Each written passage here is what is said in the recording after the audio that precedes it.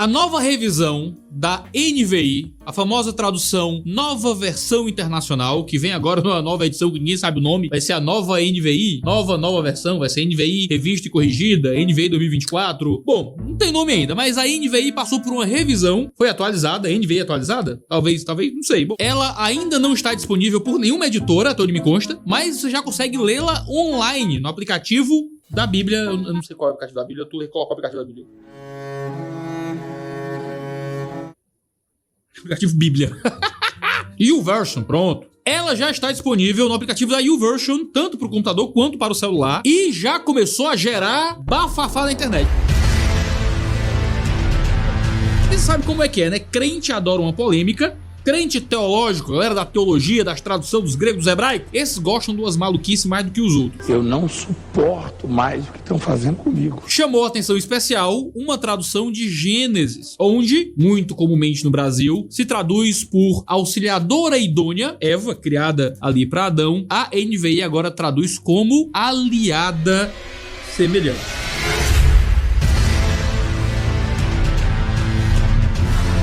E muitos têm acusado a NVI de ser agora uma tradução feminista. É uma tradução que está corrompendo o sentido real da escritura. É isso mesmo?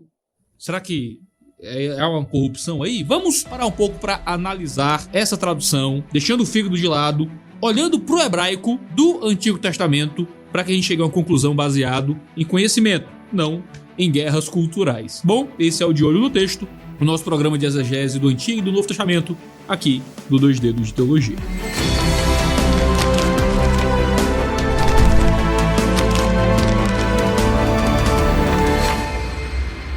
No relato de Gênesis 1, Deus cria homem e mulher no sexto dia. Quando a gente olha para Gênesis 2, a gente vê a descrição detalhada desse fato. Deus cria primeiro Adão. Adão deve dominar a criação. Adão deve evitar comer da árvore do conhecimento do bem e do mal. Deus disse que não era bom que Adão estivesse só e que ele faria uma auxiliadora, ajudadora, aliada, idônea ou semelhante. Essa tradução que se consagrou no Brasil, auxiliadora idônea, é a melhor decisão de tradução do hebraico aqui? Auxiliadora tem sido interpretado por muitos em termos de diminuição da identidade da mulher como uma identidade sempre derivada do homem, de modo que ela existe como uma simples ajudante do homem e nada além disso. Idônea, por sua vez, é um termo bem arcaico, normalmente é usado para alguém confiável ou sem corrupção. Falamos de alguém de caráter idôneo, quando a pessoa é correta. A primeira coisa que nos chama a atenção aqui é a declaração "não é bom que o homem esteja só", que vem para explicar porque é que Deus cria a mulher. Em tudo que Deus havia criado até agora, ele avaliou e declarou que era bom.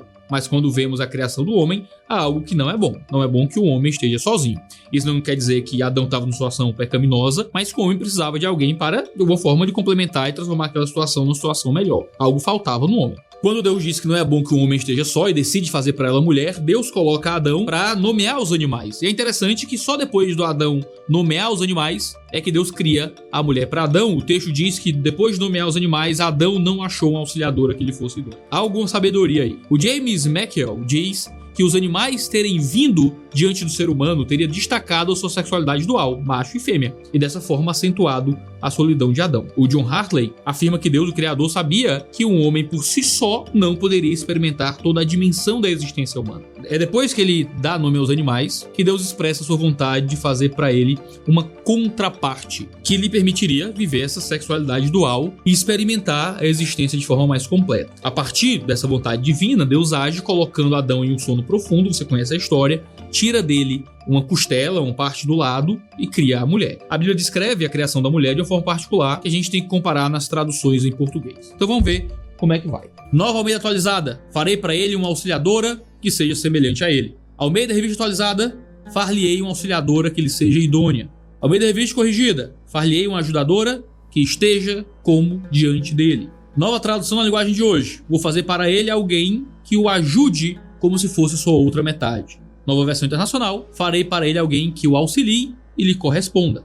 E a nova NVI diz: farei para ele uma aliada que lhe seja semelhante. Bom, agora que a gente já comparou algumas traduções, qual é a melhor decisão que pode ser tomada aqui? O que é que o texto diz na sua língua original? O hebraico descreve a mulher como Ezer kinegdo. Pode ser traduzido de muitas formas aqui, como a gente viu nas várias traduções que a gente tem. Todos orbitam em torno de algo que nos remete a auxílio, ajuda, correspondência, semelhança. Isso nos dá uma boa orientação de como entender os termos originais. Ezer descreve alguém que presta auxílio, ajuda outra pessoa. Um auxiliador não é alguém que se coloca ao lado para resolver alguma causa. Agora, quando a gente vai traduzir Ezer, a gente tem que tomar cuidado com algumas coisas. No hebraico, Ezer não tem um sentido de posição. Um Ezer, aqui um auxiliador, pode ser alguém inferior hierarquicamente, igual hierarquicamente ou superior hierarquicamente. Você tem o termo Ezer sendo usado para subordinados no Antigo Testamento.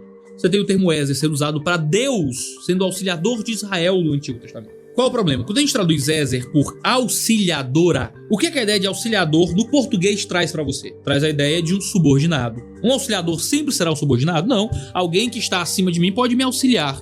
Mas existe um sentido cultural de auxiliador que está ligado ao léxico no português, que traz muitas vezes essa ideia de subserviência. Iago, mas a mulher submissa ao marido mesmo. Calma, mas a gente não traduz um texto com teologia sistemática. A gente traduz um texto através da lexicografia, do que ele é original, e é uma aplicação que funcione bem na língua que você quer levar aquele texto. Se eu tiver uma palavra que represente melhor o campo semântico da palavra original, funciona melhor. Aqui, um auxiliador, o Ezer, não é alguém que está numa posição necessariamente inferior ao outro. Então a palavra auxiliador talvez não seja a melhor decisão que a gente tem aqui.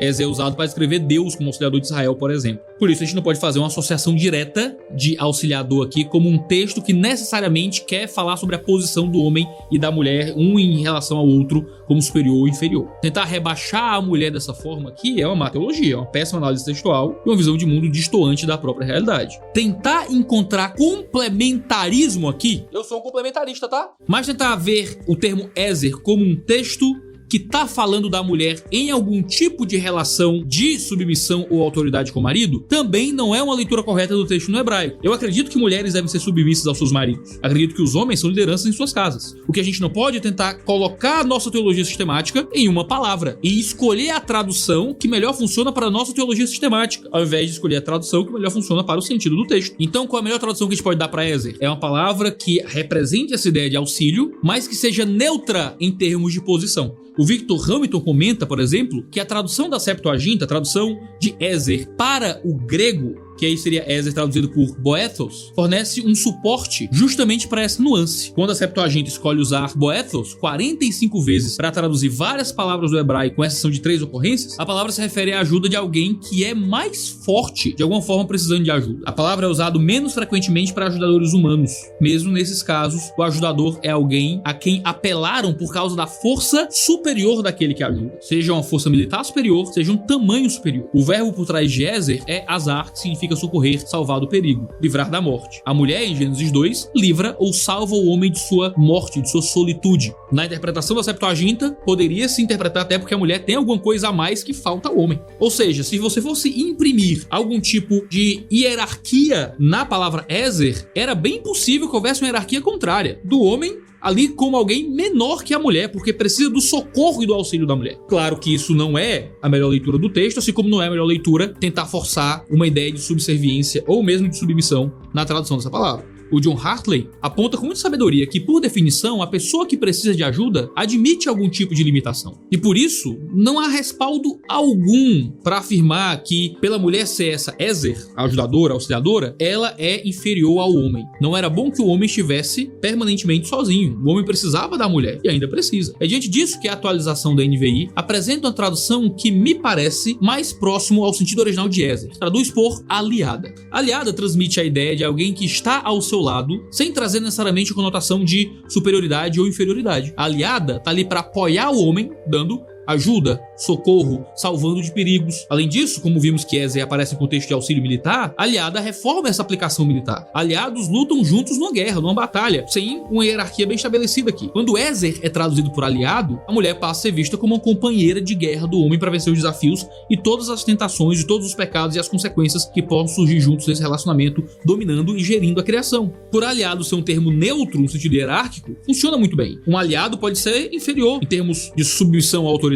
Um aliado pode ser igual, um aliado pode ser superior. Numa guerra, eu posso ter um aliado mais forte do que eu ou mais fraco do que eu. Posso ter aliados iguais. A palavra ser neutra, nesse sentido, traduz muito bem o modo como Ezer era também neutro nesse sentido. Por isso que juntos, homem e mulher podem ser considerados aliados em executar o mandato cultural e em guerrear contra o pecado, para que o nome de Deus seja glorificado. Pastor Danilo, muito obrigado por ceder seu tempo aqui.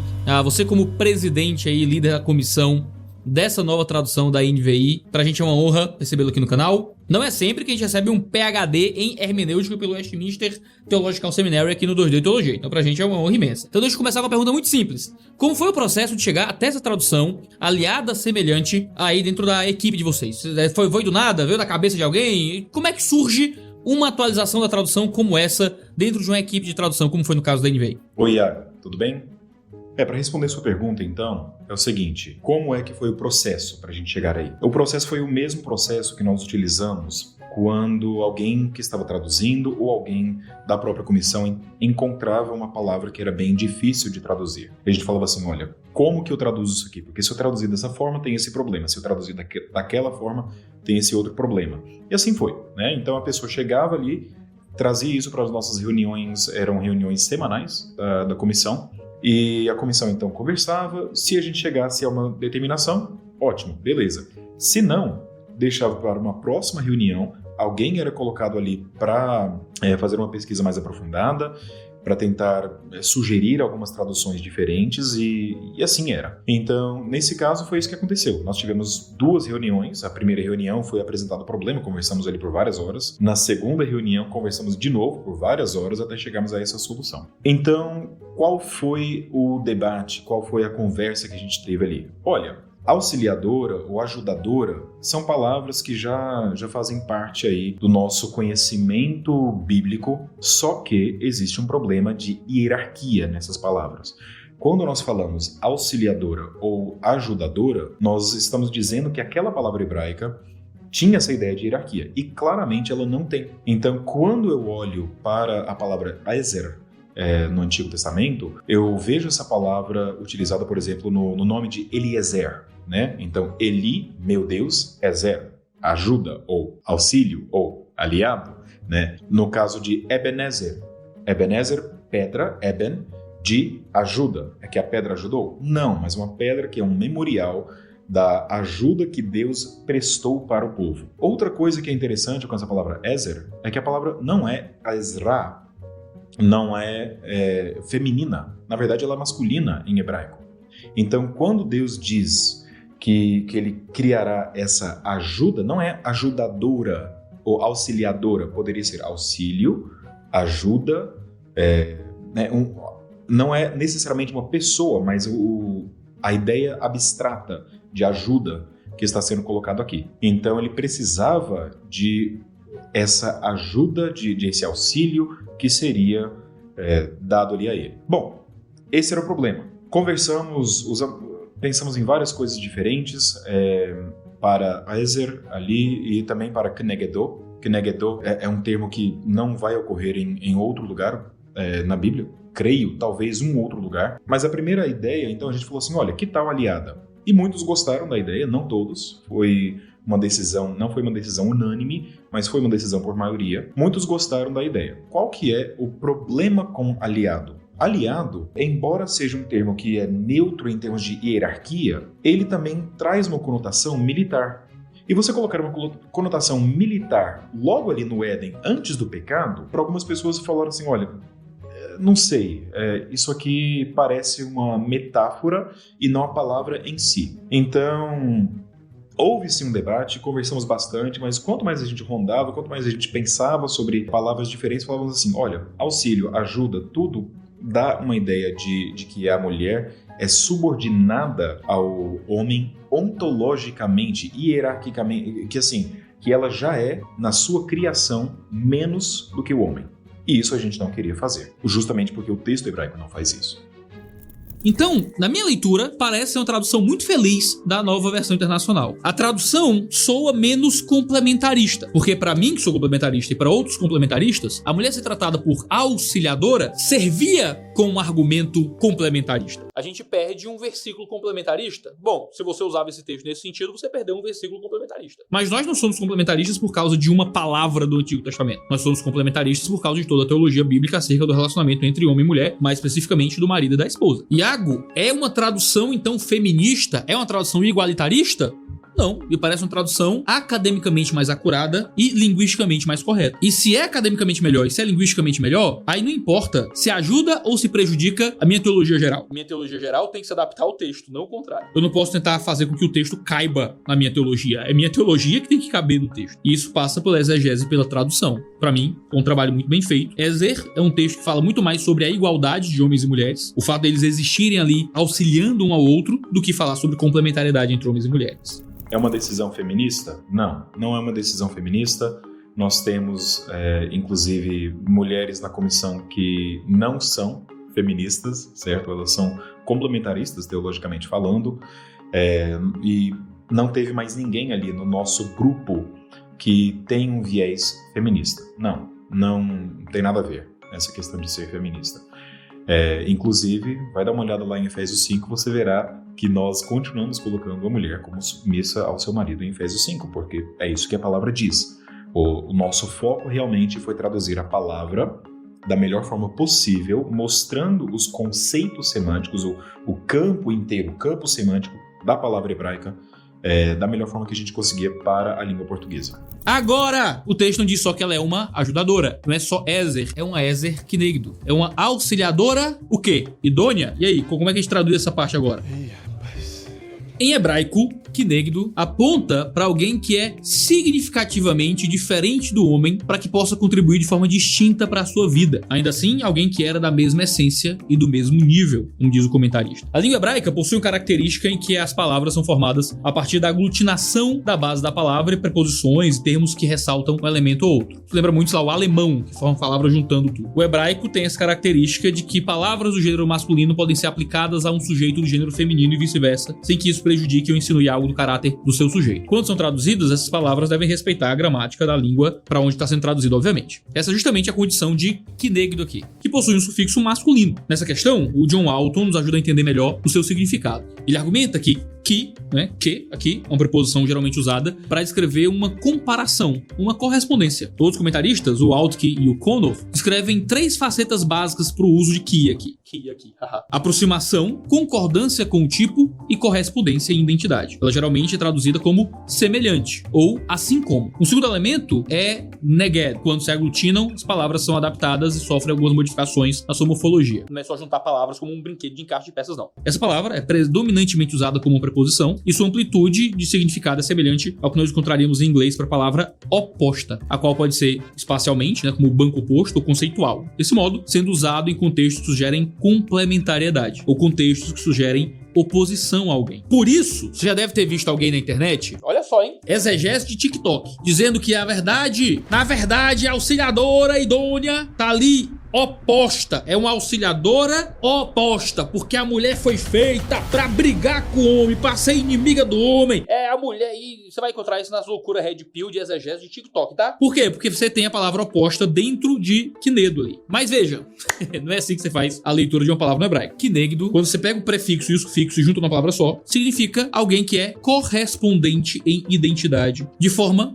complementar. O Alton sugere que uma boa tradução seria contraparceira, não no sentido de ser contrária ao homem, mas de ser sua contraparte. Como eu traduziria? Traduziria como complementar. É o Hartley quem complementa o que é dito pelo Alton quando afirma que essa contraparte ajudadora também proveria companheirismo enriquecedor, porque justamente é uma contraparte, não é idêntica. Deus faz os humanos para encontrar um profundo significado para a vida ao viverem juntos em família. Por isso, uma boa tradução seria aliada contraparceira, ou, na minha tradução que eu faria, aliada complementar. A atualização da NVI traz uma tradução bem próxima do significado que eu entendo. Apesar de semelhante ressaltar somente um aspecto de Kinegdo, convenhamos que é bem mais fácil de entender do que contraparceira parceira ou mesmo idônea. Por mais que eu traduziria, não sou nem uma equipe de tradução, obviamente, eu traduziria como complementar. Aproveitando a ilustração da guerra, a mulher seria a aliada do homem que, semelhantemente a ele, cobre sua retaguarda para que o inimigo não surpreenda. Complementa ali o exército. Como em todo esquema tático, quem tá à frente em determinadas funções, quem tá na retaguarda tem outras funções. Essas funções são diferentes, mas se complementam. Se distinguem aqui como homem e mulher, justamente para que eles possam exercer o mandato cultural e viver no mundo de forma complementar. Ao longo da Bíblia, logo percebemos o que é que a falta de uma aliada contra parceira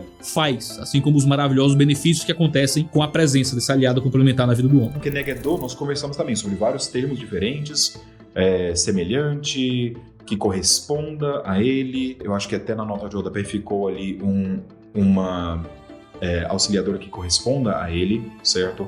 E acabamos colocando semelhante. Teve mais uma palavra. A gente até pensou em complementar. Qual que foi a decisão para não usar a palavra complementar? A palavra complementar é excelente, mas a gente falou assim, olha, infelizmente a palavra complementar vai dar a ideia que nós apoiamos o complementarismo. E, na verdade, eu acho que quase todos ali da comissão apoiam, sim, o complementarismo, mas a gente não queria injetar a teologia complementarista no texto. Então, não usamos justamente para fugir de conotações teológicas. De novo, foi uma decisão por maioria, então, nesse sentido, não foi uma decisão fácil, mas cremos que realmente vai ajudar. Talvez não seja a tradução perfeita. Eu acho que não existe uma tradução perfeita em português, porque nós não temos um termo assim como em hebraico dessa forma. Mas foi a decisão que nós conseguimos fazer aí da melhor forma possível com os recursos que nós temos. Mulheres são aliadas, são semelhantes, e através de suas ações, da descrição do que Deus faz por meio delas, nós somos abençoados também. A partir disso, a gente pode perceber o papel complementar que elas exercem conforme Deus ordenou. Pensa em Débora, por exemplo, que no caótico e terrivelmente pecaminoso período descrito no livro de Juízes, foi uma profetisa que alertou Baraque para a guerra. Pensa em quantas mulheres na Bíblia fizeram coisas maravilhosas e quantas auxiliaram muito bem os seus maridos. Então, aliada semelhante é uma tradução perfeita? Bom, na minha leitura, e claro, toda tradução também é um nível de interpretação, na minha leitura não é perfeita. Eu ainda traduziria como aliada complementar. Mas aliada semelhante é pior que auxiliadora idônea? De forma nenhuma. É uma tradução muito melhor. Aliada semelhante é uma tradução feminista? De forma nenhuma. Para você usar esse tipo de argumentação, você teria que dizer que existe a imposição de uma agenda cultural que torceu o processo de tradução, o que não é o fato. A tradução foi melhorada e foi aperfeiçoada, e não piorada na NVI. E por isso eu parabenizo a equipe de tradutores que avançaram aí o processo de tradução da escritura ao nos dar em português mais uma versão, ou seja, mais uma possibilidade de interpretação da escritura a partir do texto bíblico, e uma tradução que corrige parte dos estereótipos culturais que são jogados contra a escritura ao transformar a auxiliadora em aliada. É uma tradução melhor e que atualiza a linguagem, né? Sai de idônea, que é uma coisa completamente arcaica, para semelhante, que respeita bem mais o sentido hebraico, por mais que eu acho que respeitaria melhor se fosse aliada complementar. Mas aí sou eu, né? Aí eu devo comer muito feijão pra ser de comitê de tradução de Bíblia. Não tem como. Mas fica o meu pitaco aí, tá? Minha leitura, eu preferia essa, tá bom? Eu preferia essa. Mas os parabéns a todo mundo que trabalhou nessa nova atualização da NVI. E você, o que é que você acha disso tudo? Deixe seus comentários aí embaixo. E esse é o De Olho no Texto, nosso programa de exegese do Antigo e do Novo Testamento. A gente tem vídeo aqui sempre terça e quinta-feira, sempre às 10 horas da manhã. Então não deixe de se inscrever para ficar sabendo sempre que houver vídeo novo. Um cheiro no seu cangote e até a próxima.